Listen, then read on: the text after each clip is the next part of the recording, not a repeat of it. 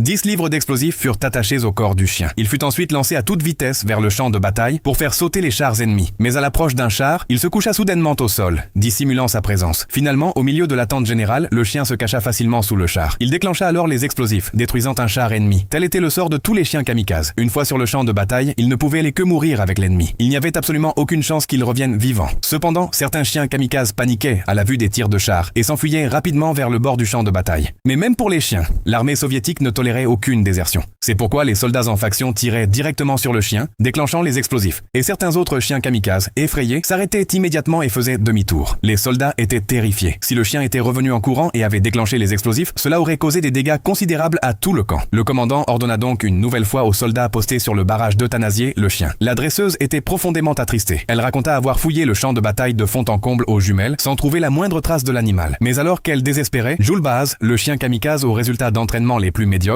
revint miraculeusement vivant. À sa grande joie, le capitaine lui ordonna de nouveau d'attacher des explosifs à Jules Baaz. Malgré ses protestations véhémentes, il s'agissait d'un ordre militaire. Elle dut obéir. Bientôt, Jules Baaz retourna sur le champ de bataille. Mais cette fois, pris de panique, il se coucha à l'écart du char. Se sentant sur le point d'être capturé par l'ennemi, Jules Baaz se glissa à toute vitesse sous le char. Il le détruisit ainsi une fois de plus. Fort de cette expérience, les soldats avaient avoir de grands espoirs pour Jules Baaz. Ils restèrent donc tous les yeux rivés sur le champ de bataille. Quelques minutes plus tard, Jules Baaz regagna sain et sauf les tranchées. Après cette bataille, le commandant s'intéressa beaucoup à ce chien kamikaze. Aussi, la nuit venue, il l'emmena secrètement en mission. Cette fois, il avait prévu que Jules Baaz fasse sauter un train de transport d'armes ennemi. Lorsque l'ennemi arrêta le train pour une pause, le capitaine envoya aussitôt Jules Baaz, chargé d'explosifs, vers le convoi. Mais au lieu de se précipiter vers le train, il se cacha dans les hautes herbes et se mit à observer les moindres mouvements ennemis. Au moment où le train allait repartir, il rampa sous les rails et retira les explosifs avec sa gueule. Alors que tous pensaient à la mission accomplie, le dernier officier ennemi à monter à bord aperçut soudain le paquet piégé. Pris d'alerte, il prit la fuite. Mais le capitaine et ses hommes refusèrent d'abandonner. Ils conduisirent rapidement Jules Baaz par un raccourci et atteignirent le pont de pierre situé devant le train. C'était le seul point d'accès, mais de nombreux soldats ennemis y étaient également postés. L'ennemi, alerté par l'explosion précédente, était désormais en état d'alerte maximale. Bientôt, les soldats postés sur le pont reçurent